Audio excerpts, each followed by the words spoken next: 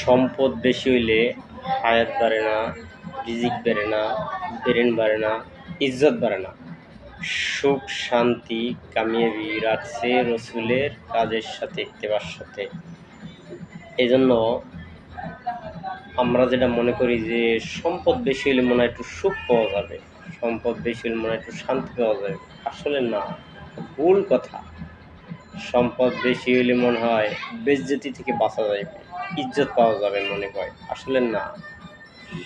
দেখেন, বাংলাদেশে বড় ধনী ছিলেন জহিরুল ইসলাম, কিশোরগঞ্জে বাড়ি। মরার আগে 9 মাস ধরে পেঁপে সেদ্ধ করে খাইছে।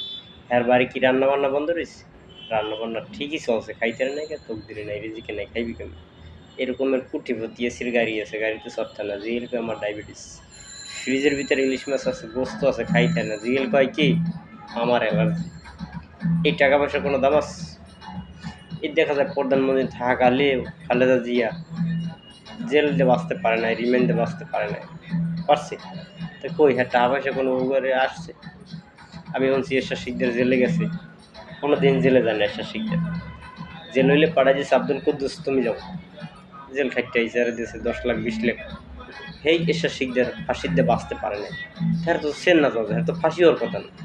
ফাঁসি হইল কারণ ওই টাকা পয়সায় কি বাঁচাইতে পারে না তারা। এরকম আবার এই দেখেন, প্রধানমন্ত্রী থাকাকালীনই 45 মিনিট সময় পাইছে যাওয়ার জন্য। 45 মিনিট কি সময় পাইছে?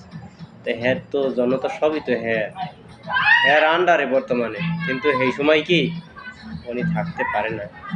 তো এই জন্য আমরা যারা মনে করি যে আমাকেও টাকা পয়সা হইলে যেতে শান্তি বাড়বে, সুখ বাড়বে, হ্যাঁ বেজ্জত থেকে বাঁচতে পারবো, ইজ্জত পাবো, এরা ভুল জগতে আছে। এরা কি জগতে আছি? ভুল জগতে আছে। এই জন্য সুখ শান্তি কামিয়াবি রাখছে রাসূল সাল্লাল্লাহু আলাইহি সাল্লামের কাজের সাথে, ইত্তেবার সাথে। কারণ রাসূল সাল্লাল্লাহু আলাইহি সাল্লামের যে কাজটা করবে, ইত্তেবা ধরবে, সে কি সুখ শান্তি পাবে। আর রসুলের কাজটা যে ধরবে না, সে সুখ শান্তি পাবে না। সে পাবে লাঞ্ছিত, বেইজ্জতি, অপদস্থ, এই রকমের যেগুলো খারাপ গুণ, লাঞ্ছিত, বেইজ্জতি, অপদস্থ, এরকমের কি খারাপগুলো হবে, কিন্তু ভালোটা হবে না। এই জন্য প্রত্যেকটা মানুষের রসুলের কাজ করা দরকার। আমি খামো কি? খামো আমার তকদিরে যেটা আছে এইটাই খাম। আমি কি খাই? খাই আমার তকদিরে যেটা আছে, আমি এটাই খাই। এইটা আবার 2টা আমল দিয়ে খাওয়া যায়, একটা নেক আমল, একটা বদ আমল। হয়তো জাহান্নাম বড়িও খাওয়া যায়, আবার জান্নাত বড়িও খাওয়া যায়। তো গুনার কাম করেও খাওয়া যায়, নেকের কামও করে খাওয়া যায়। জন্য দেখেন বাজারে 2টা দোকান, একটা দোকানে টিভি চলে আর একটা দোকানে চলে না। যে দোকানটায় টিভি চলে ওই দোকানটায় কি বেচা কিনে বেশি, যে দোকানটায় টিভি না চলে ওই দোকানটায় বেচা কিনে কম। কে? ও নিজে তেমন একটা গুনার কাম করতে পারে না, আর ও নিজেও গুনার কাম করে, আর ওই 10 জন 20 জন গুনার কামে লাগাই দিয়েছে। এই জন্য কি ওর বেচা কিনে বেশি। দেখবেন এই যে চোর যেগুলো বানায়, শিষ্য হয়, ওস্তাদ যে চোর বানায়, চুরি শিখে, এই চোরে অনেক পরে অসুস্থই পড়ে।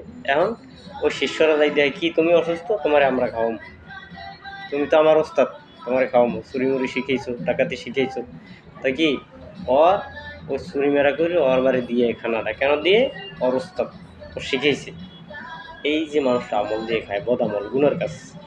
আবার দেখা যায় যে একটা গার্মেন্টসের মালিক কোটি কোটি টাকা সুদে টাকা লয় গার্মেন্টসে, সরকার দিবেন দিয়ে 1 টাকা সুদে খাওয়া 42 বার, অথচ 72 বার আপন মার সাথে জেনা করলে এই গুণাটা কি আমল নামে আসে।